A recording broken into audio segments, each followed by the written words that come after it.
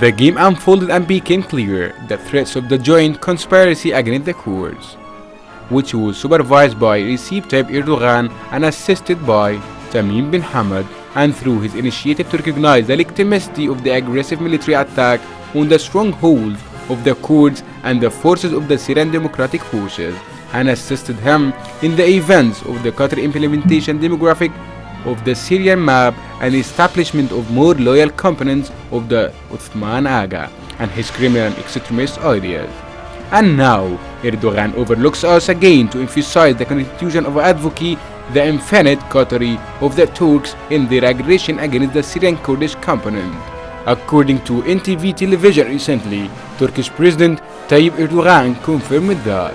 Qatar has supported Turkey's plan to settle more than 1 million refugees in northeastern Syria after its attack on Kurdish militias in the region, where the Turkish regime seeks nearly half of the 3.6 million Syrian refugees its hosts in the territory are settled,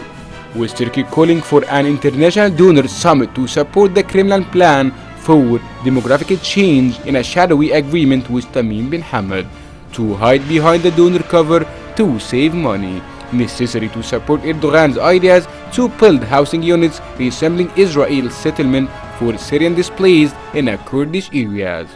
NTV quoted Erdogan as telling reports during his return trip from a visit to Doha that he had presented his plans to the Emir of Qatar, Sheikh Tamim bin Hamad al-Thani, and that he was impressed by our projects. Last week, the Qatar Red Crescent Society said it had opened a residential project in a partnership with the Turkish Disaster and Emergency Response Agency near the northern city of El-Bab, where Turkish-backed forces wrested control of the Islamic State 2 years ago,